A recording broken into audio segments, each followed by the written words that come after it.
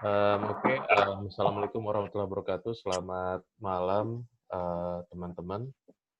Selamat datang di kelas IELTS Listening Belajar ID. Jadi,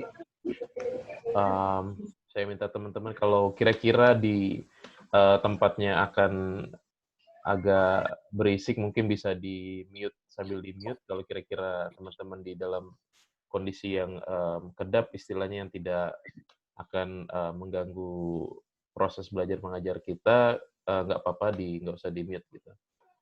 Yang jelas nanti akan ada, saya pengennya sih interaktif ya, maksudnya tidak hanya saya sendiri yang berbicara gitu, cuma kalau misalnya itu akan mempengaruhi, apa istilahnya, konsentrasi teman-teman, mungkin kita mute saja, nanti kita memang buat sesi tanya jawab gitu di akhir. Tapi sekali lagi kalau misalnya ada yang ingin ditanyakan sambil saya menjelaskan pun tidak masalah gitu. Buat Mas Anugrah mungkin, nggak apa, saya aja yang lower hand-nya udah. Sip sip, udah saya lowerin hand-nya. Kita langsung saja ya.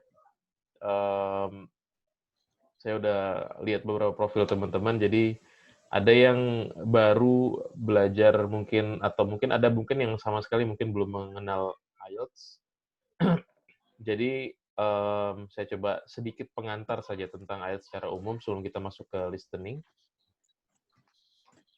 Oke, jadi yang kelas teman-teman ikuti ini namanya IELTS Preparation Class, ya. Kelas persiapan IELTS, gitu. Lah, kenapa sih kita ngambil kelas persiapan, seperti itu kan. Apa bedanya kelas, persiapan IELTS dengan kelas misalnya, General English misalnya, atau kelas, grammar misalnya.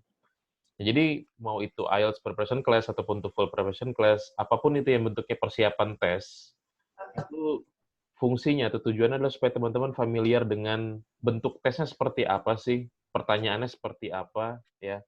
Terus yang kedua, strateginya seperti apa supaya teman-teman bisa dapat, skor yang diinginkan.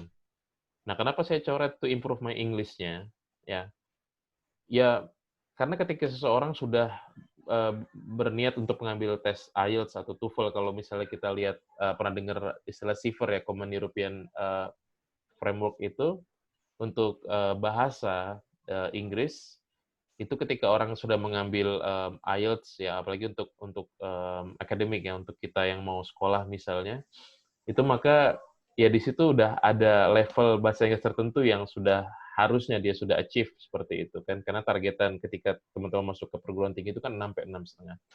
Nah, tapi terlepas dari itu, yang mau saya tekankan bahwa nanti kita juga di kelas, persiapan itu akan sedikit banyak belajar lagi nih, mungkin, grammar-nya kita ulang lagi dan lain-lainnya.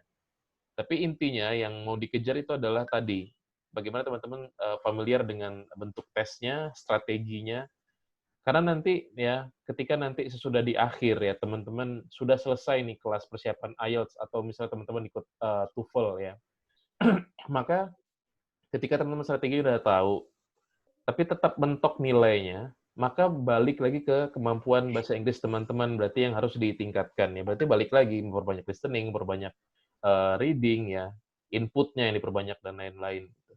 Karena sekali lagi IELTS, TOEFL, TOEFL IBT, terus, apapun bentuk tes bahasa Inggris, itu hanya, untuk apa ya, melevelkan atau mengangkakan kemampuan bahasa Inggris teman-teman sesuai standarnya mereka. Standarnya IELTS seperti ini, standarnya TOEFL ITP seperti ini, TOEFL IBT seperti ini, gitu. Makanya saya mau tekankan itu ke teman-teman, kita ingin teman-teman familiar dengan tesnya seperti apa, strateginya seperti apa. Ketika nanti, sudah selesai dan teman-teman sudah dapat itu, maka nanti fokus lagi ke kemampuan bahasa Inggris teman-teman masing-masing.